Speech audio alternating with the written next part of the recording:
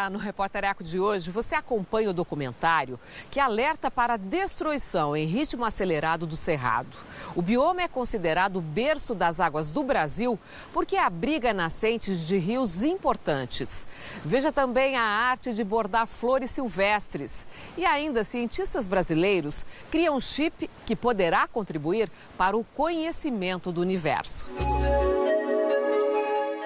O dispositivo eletrônico, batizado de Chip Sampa, será utilizado em um dos experimentos do maior colisor de partículas do mundo. Esta jornalista aprendeu a usar a agulha e a linha para combater o estresse e registrar cores e formas da natureza.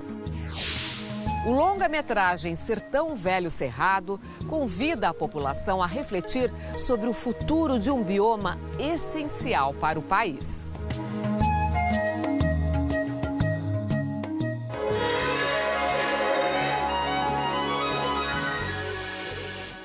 O LHC é o maior acelerador de partículas do mundo.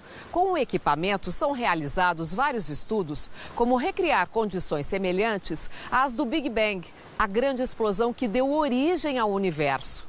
Cientistas brasileiros criaram um chip que vai contribuir para o avanço das pesquisas.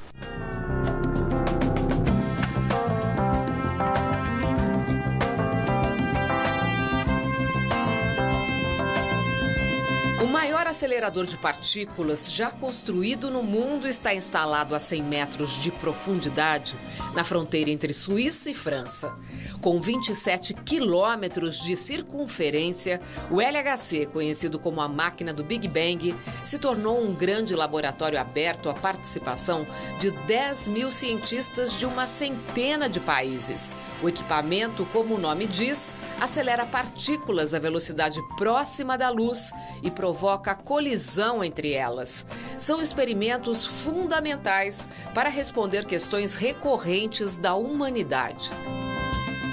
Um dos objetivos desse acelerador é justamente recriar no laboratório um estado da matéria que teria existido no início da existência do universo, que a gente chama de plasma de quarks e gluons, e estudar suas propriedades, né, para a gente entender melhor essa evolução do universo, essa teoria do surgimento do universo, que é a teoria do Big Bang, como que ele evoluiu desde então.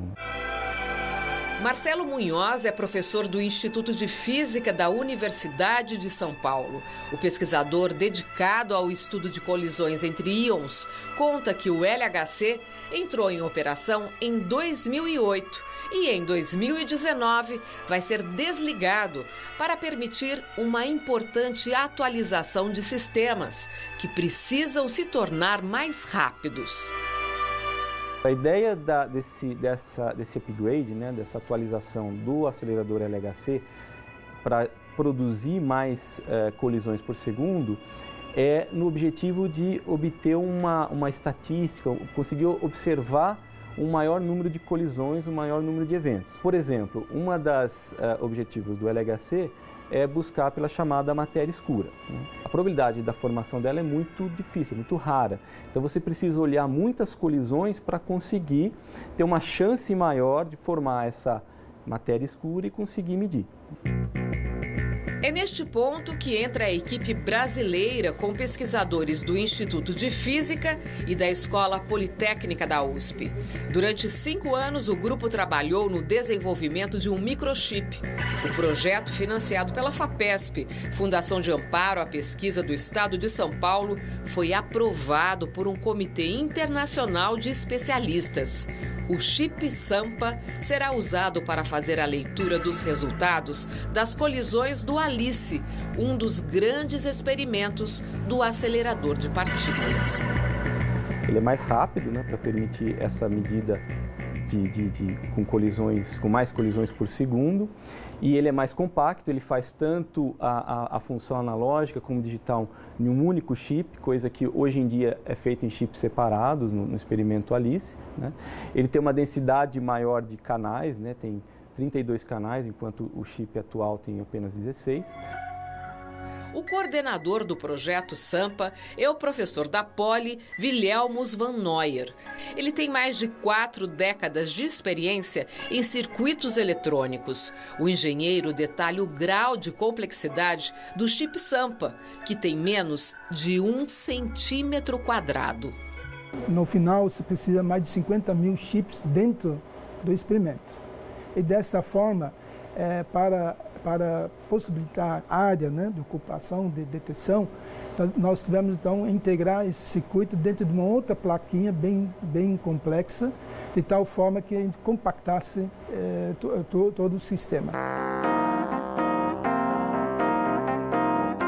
O chip, que tem uma vida útil entre 8 e 10 anos, foi desenvolvido para um experimento de física fundamental, mas poderá ter outras aplicações. No caso do chip Sampa, a gente está desenvolvendo sistemas de detecção de radiação que vai ser atrelado a essa eletrônica, né, que vai precisar dessa eletrônica para funcionar, que vai permitir o estudo de, por exemplo, a gente tem parcerias com grupos de pesquisas que estudam obras de arte, que estudam patrimônio cultural, então a gente vai poder fazer radiografia de peças grandes, porque a gente vai construir um sistema que é mais barato. O meio, né, onde esses chips vão é meio radiativo. Não é muito forte, mas nós acabamos adotando algumas técnicas para ser ele mais tolerante à radiação. Então, a minha ideia, né, com essa experiência, tal, que a gente possa, no futuro, talvez, desenvolver circuito integrado na área de medicina nuclear. Por exemplo, diagnóstico? Para parte de diagnóstico, sim. A nossa motivação, né, para o desenvolvimento foi um experimento de física fundamental, foi um estudo de características de propriedades fundamentais da natureza, mas essa tecnologia pode ser reaproveitada e utilizada para outros meios, para os outros fins, né, e localmente aqui no Brasil, e é isso que a gente está desenvolvendo.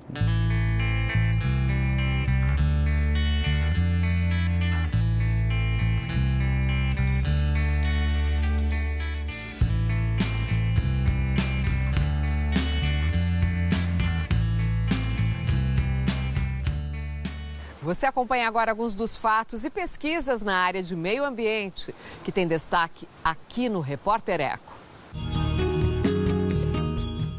A poluição na capital paulista diminuiu pela metade com a greve dos caminhoneiros, que além dos transtornos para a população, provocou a redução de carros e ônibus em circulação. Os dados são da CETESB, Companhia Ambiental do Estado de São Paulo.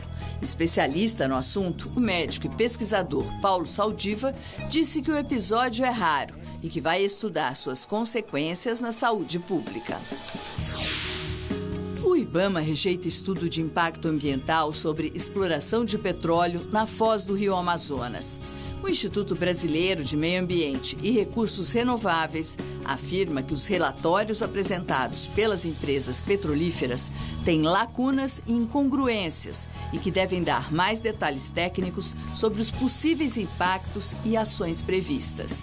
Em expedição científica, a ONG Greenpeace confirmou que na região existem recifes de corais únicos, que serão ameaçados se a exploração do petróleo for aprovada.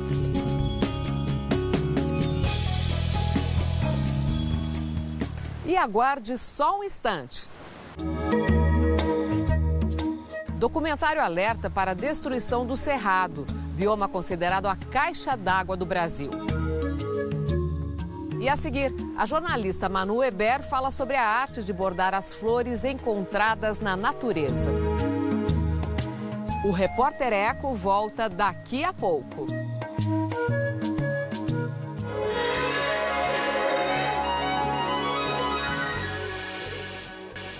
A arte de bordar flores. A jornalista Manu Eber aprendeu a expressar a paixão pela natureza e combater o estresse com o uso da agulha e da linha.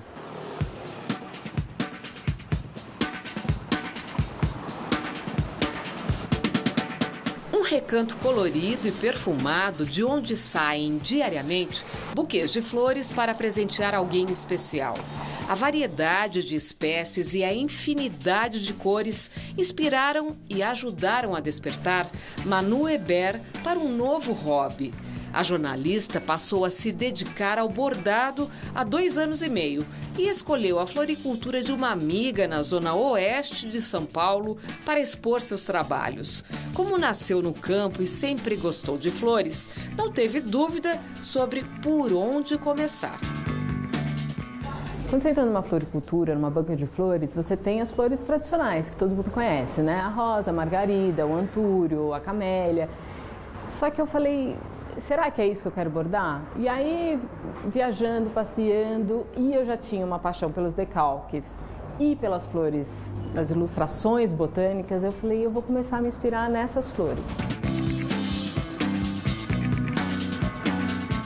E hoje você vê que tem uma variedade de referência de flores selvagens, que eu digo, né, que não são as flores tradicionais que estão no mercado, que são lindas, né? Elas têm uma coisa rústica, né? Elas têm uma forma, um desenho que foge muito daquele tradicional que a gente conhece. Eu acho que aquilo para o bordado enriqueceria, o bordado teria um outro peso, um outro valor, se eu fosse fazer essa pesquisa. E aí eu fiz uma coleção gigante, tem uma coleção de imagens botânicas do mundo inteiro, né? Tem ilustradores, né, de vários países e também tem flores de vários países.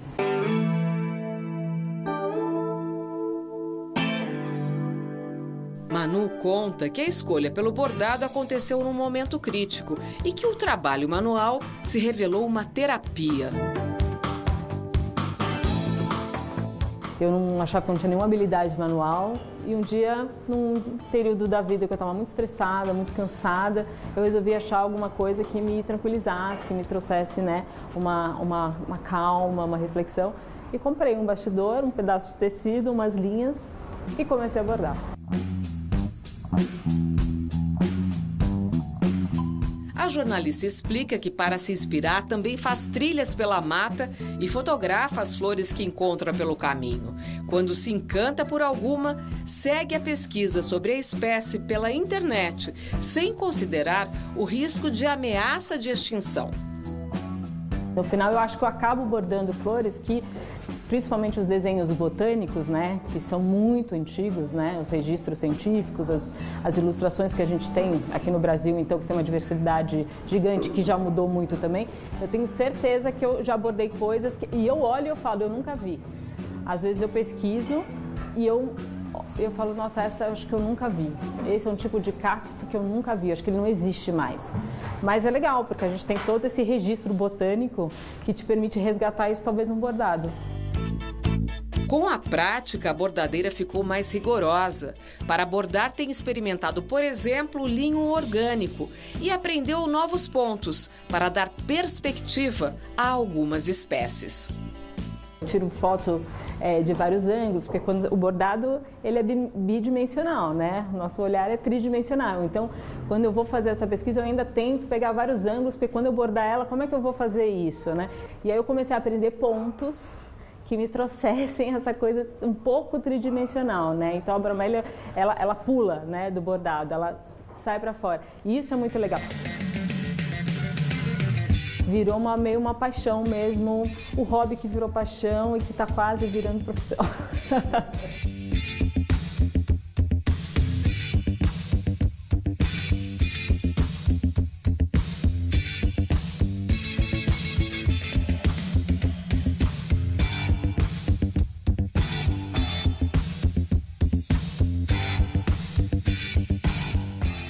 Agora você fica com as dicas do Repórter Eco.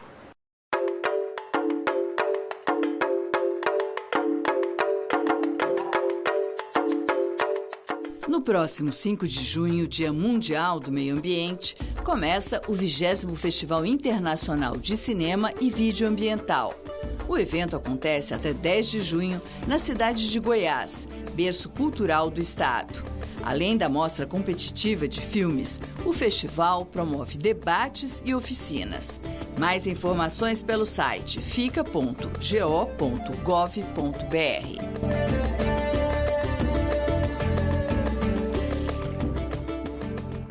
Chegou a hora das imagens que a gente escolheu para você na internet.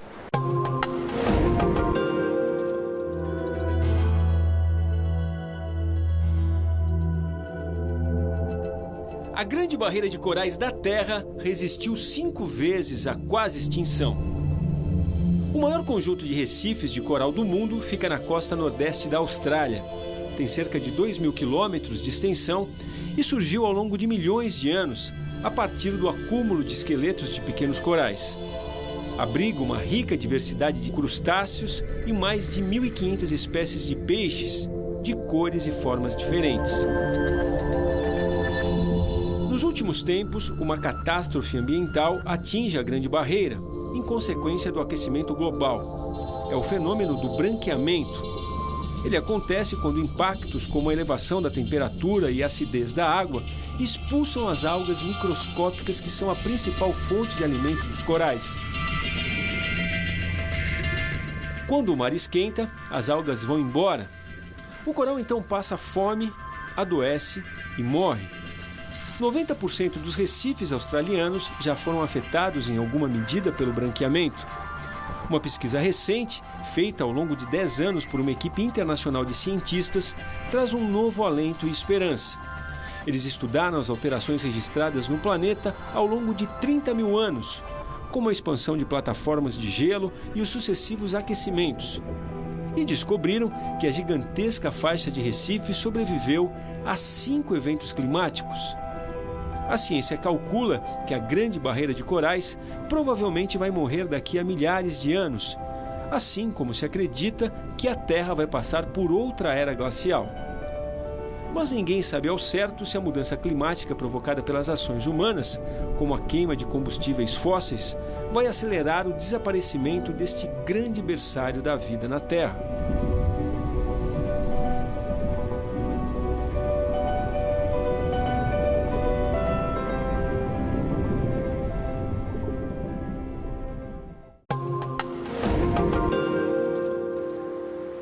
E você vai ver a seguir. A destruição do bioma que abriga as nascentes de rios brasileiros importantes é tema de documentário de André Delia. O Repórter Eco volta daqui a pouco.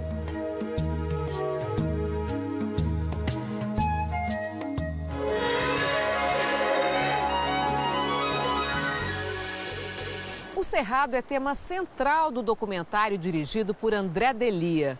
Sertão Velho Cerrado discute questões importantes, como a destruição em ritmo acelerado do bioma, considerado o berço das águas do Brasil.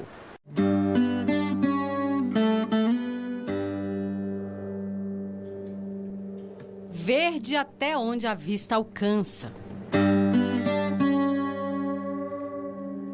Colorido nos mínimos detalhes. Rico e belo, forte e delicado em exatas proporções. Assim é o Cerrado, bioma que ocupa 24% do território brasileiro e 5% da biodiversidade do planeta.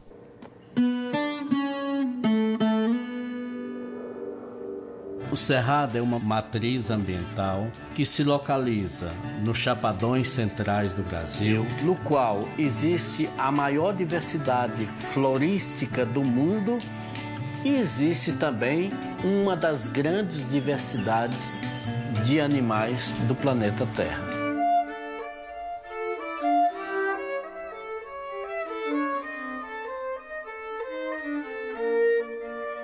Tão belo, tão importante, que foi parar nas telas do cinema, no documentário Ser Tão Velho Cerrado.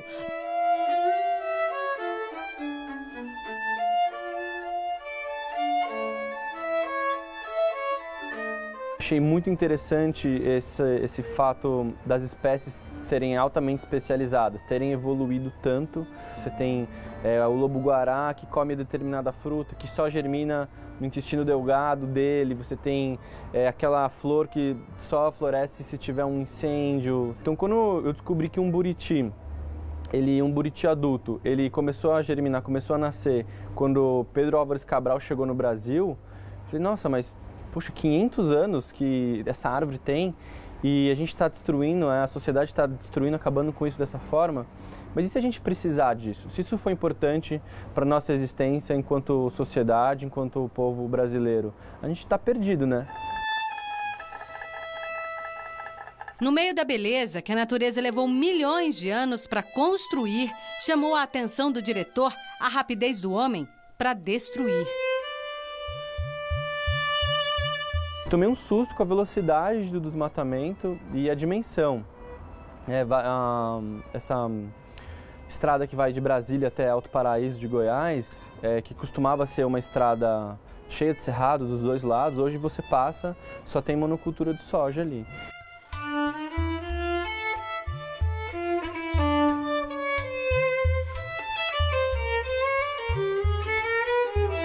Você tem placas assim escrito Cerrado, o bioma com maior biodiversidade do Brasil. E não tem, o horizonte é inteiro de soja, não tem nada assim.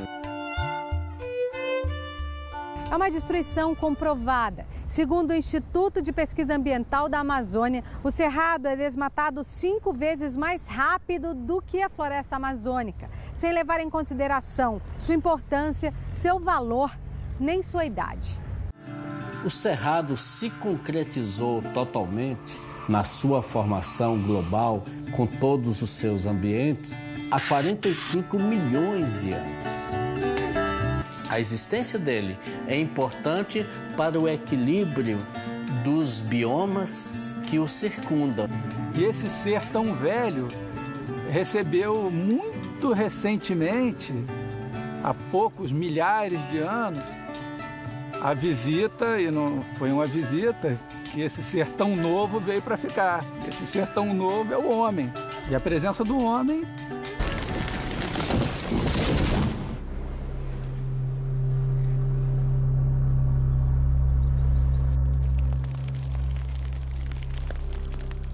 A principal razão de se preservar o cerrado é a questão da água.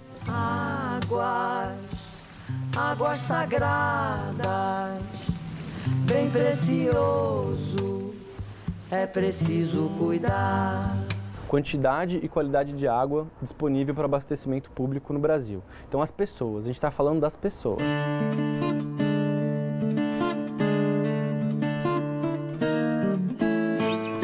Para que as agruras e encantos dessa paisagem virem causa de todos os brasileiros, o filme deve ser distribuído de graça pela internet.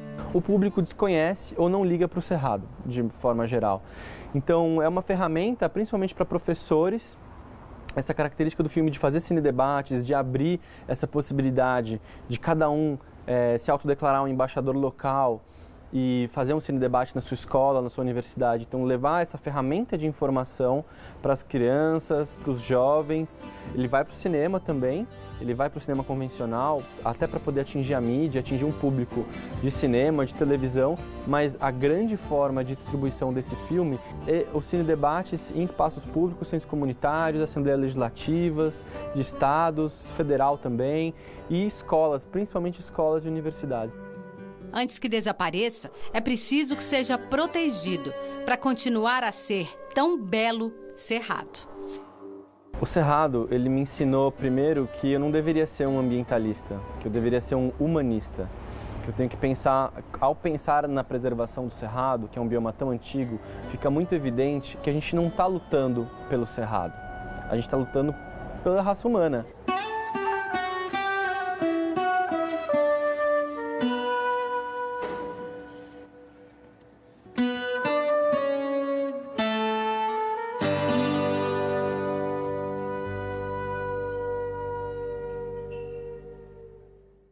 E você pode rever as reportagens pelo Cultura Digital. Baixe o aplicativo gratuitamente no seu celular. Acompanhe também o programa pelo youtube.com/Repórter Eco TV Cultura. E não esqueça de curtir a nossa página no Facebook. E a gente encerra hoje com um trecho de um poema de Walt Whitman chamado Aproveita o Dia. Uma referência à expressão em latim Carpe Diem. Não deixes nunca de sonhar, porque só nos sonhos pode ser livre o homem. Repórter Eco, até o próximo programa.